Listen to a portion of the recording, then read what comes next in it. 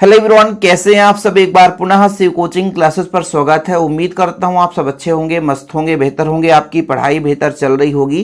Class 12 physics NCERT में बच्चों chapter 4 चल रहा है, जिस चैप्टर का नाम है गतिमान, आवेश और चुंबकत्व, जिसमें आज एक महत्वपूर्ण प्रश्न करने वाले हैं कि एक समान चुंबकीय क्षेत्र में आवेशित कण के वृत्तीय मार्ग के लिए वृत्तीय मार्ग की त्रिज्या और कण के आवर्त काल का व्यंजक ज्ञात कीजिए। सिंपल तरीके से समझेंगे बच्चों। क्या बोला गया है कि एक समान चुंबकीय क्षेत्र, सबसे पहले हम कल्पना करेंगे कि हमारे पास एक समान चुंबकीय क्षेत्र है। अब आपको लगेगा कि सर ये क्रॉस चिन्ह क्या बना के रखे हैं, यही आपका चुंबकीय क्षेत्र है। ये क्रॉस चिन्ह ये बताता है कि मान लीजिए चुंबकीय क्षेत्र की जो दिशा है बच्चों वो अंदर की ओर है, वो अंदर की ओर है। ये आपको क्रॉस यानी गुणा का चिन्ह दिख रहा है ना, ये बताता है कि चुंबकीय क्षेत्र की दिशा अंदर की ओर है। कुछ इस प्रकार से अंदर की ओर चुंबकीय क्षेत्र बिल्कुल लंबवत है। ठीक है, यहां पर ध्यान देना, नहीं तो फिर आप कंफ्यूज हो जाओगे। तो ये एक समान चुंबकीय क्षेत्र है।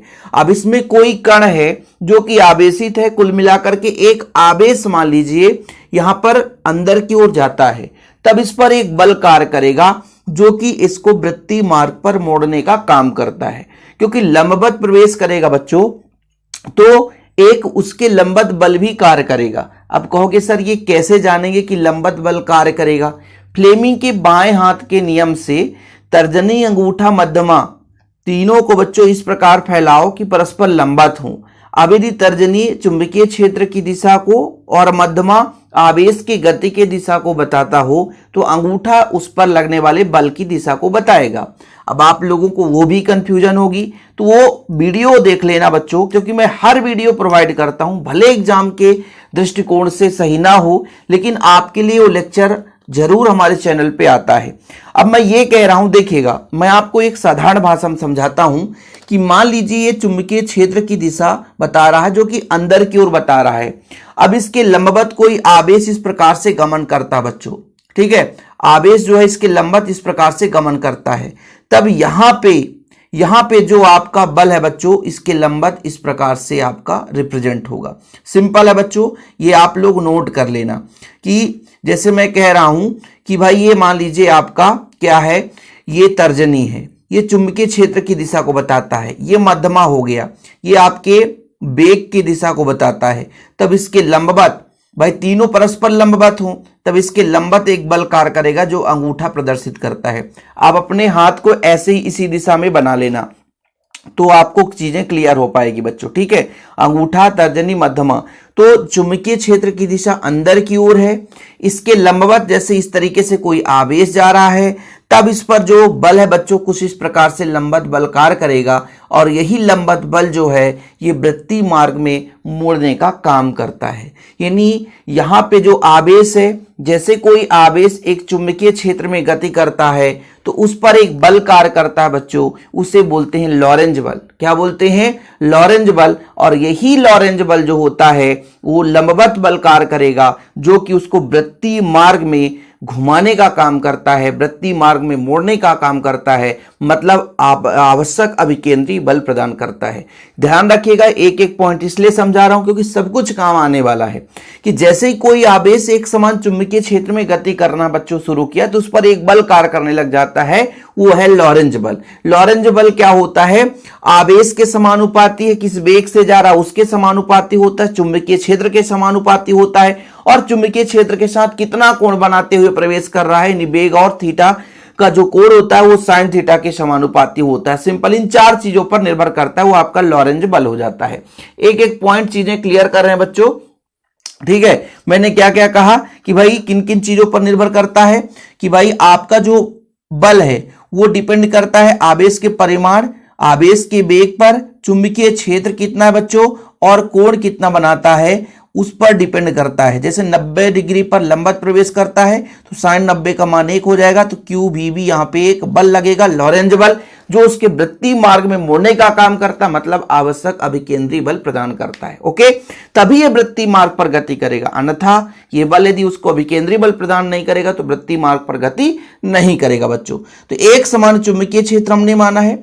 अब ये जैसे ही इस पर प्रवेश करता है तो इस पर लॉरेंज बल लगता है, जिस कारण वृत्तीय मार्ग पर मुड़ जाता है। फलस्वरूप इसकी हम त्रिज्या निकालेंगे। मान लीजिए सेंटर पॉइंट ये है तो इसकी त्रिज्या यहाँ पे हम मान के चलते हैं, ऐसे निकाल लेंगे। फिर बच्चों आवर्तकाल निकाल लेंगे। आवर्तकाल का भी फार्मूला आपको पता है कि आवर्तकाल क्या है, लगा समय है। मतलब एक बार मान लीजिए वृत्तीय मार्ग पर गति करा तो जितना इस पे समय लगेगा बच्चों उसका आवर्तकाल हो जाता है। ठीक है, यहां तक क्लियर है। पहले कॉन्सेप्ट समझो, फिर थ्योरम आसानी से अब 2 मिनट में समझ में आ जाएगा। तो अब लिखना शुरू करिएगा बच्चों। हम यहां पर माना मान के चल रहे हैं कि माना हमारे पास एक आवेशित कण है जिस पर आवेश Q है। ये चुंबकीय क्षेत्र B में v वेग से प्रवेश करता है। यहां से v वेग से ये गति करता है, प्रवेश करता है। तब उस पर एक बल कार्य करने लग जाता है बच्चों, जिसको बोलते हैं लॉरेंज बल, जो कि होता है QVV sin थीटा। थीटा बराबर 90 डिग्री, क्योंकि चुंबकीय क्षेत्र के लंबवत प्रवेश करता है बच्चों। तो ये आपका साइन 90 मतलब हो गया 1, इसलिए बच्चों यहां पर QVV केवल आ गया। साइन 90 का मान 1 होता है, ये नोट कर लेना।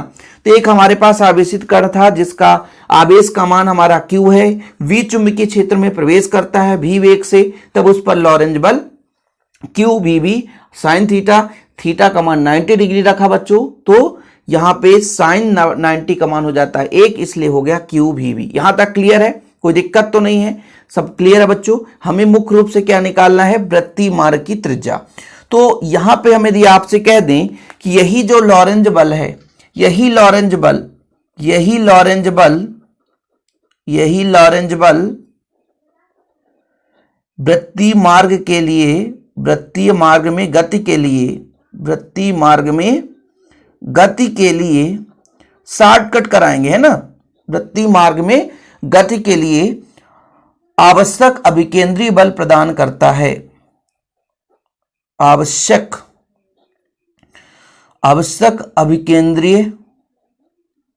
अभिकेंद्रीय बल प्रदान करता है।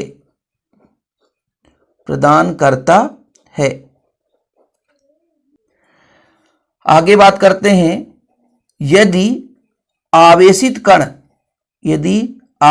कण का द्रव्यमान m हो तथा वृत्तीय मार्ग की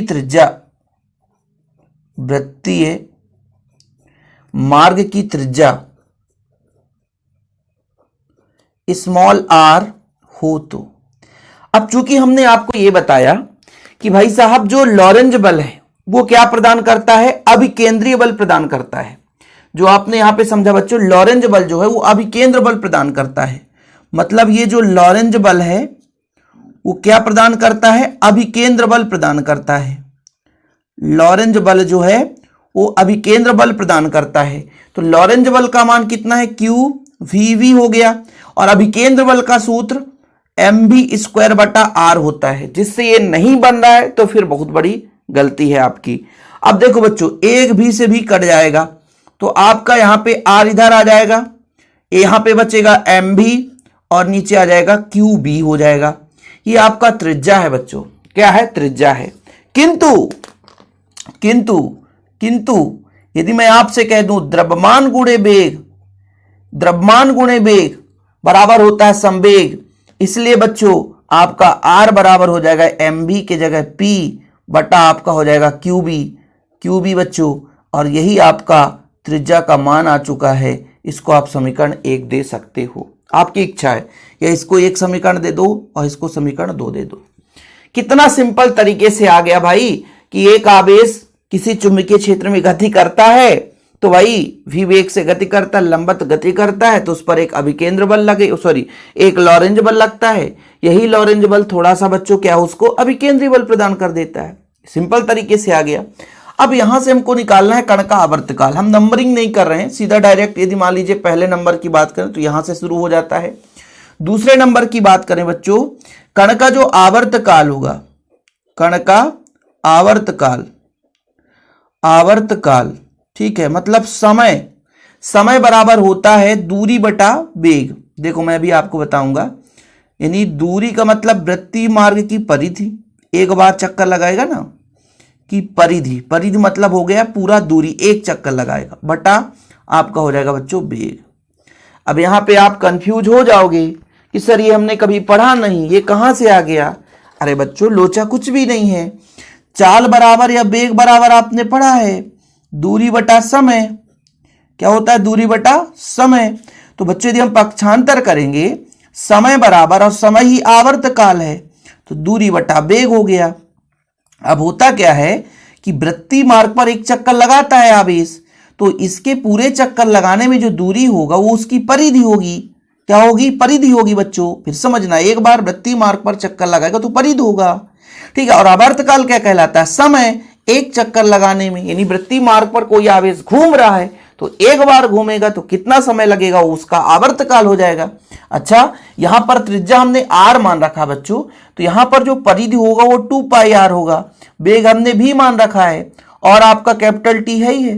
बस r का मान उठा के रख दो, r का मान उठा के रख दो समीकरण 1 से। सिंपल, आपका आंसर आ गया समीकरण 1 से व 2 से, ठीक है। r का मान रखने पर, r का मान रखने पर, देखो बच्चों समीकरण 1 से ही रखते हैं हम। तो t बराबर कितना था? 2πr, तो 2πr का क्या हो जाएगा? mv बटा qv, और ये आपका बच्चों वेग भी था ही पहले से, ये हो गया, ठीक है। यहां तक क्लियर? कुछ कट पिट रहा है, ये काट दो, तो कितना बचेगा बच्चों? 2πm अपान qv हो जाएगा। अब इसके अलावा कुछ था ही नहीं, मतलब आवर्तकाल का मान आ गया 2πm अपान qb, और ये आपका आ गया समीकरण 3। समीकरण 3, यही अभीष्ट व्यंजक है। खत्म, यही अभीष्ट व्यंजक है। मैं उतना ही कराता हूं जितना एग्जाम के पॉइंट ऑफ व्यू से इंपॉर्टेंट है। एग्जाम से एक्स्ट्रा कुछ लिखना ही नहीं है, इससे ज्यादा आपको कुछ नहीं लिखना है, आपको नंबर मिल जाएंगे, सिंपल है। तो ये क्वेश्चन कैसा लगा बच्चों? और हाँ, जिसको भी नोट्स लेना हो, मान लीजिए कोई बच्चा है चाहता है नोट्स चाहिए, तो कांटेक्ट नंबर मैं अपना पर्सनल नंबर हमेशा शेयर करता हूं कि 9685 29 91 49। आपको प्रॉपर रूप से आल चैप्टर के नोट्स दिए जाते हैं। जो बच्चा चैनल पे पहली बार आया है तो चैनल को सब्सक्राइब कर ले। व्हाट्सएप में आपको कांटेक्ट करना है तो कर सकते हैं नोट्स की जानकारी के लिए।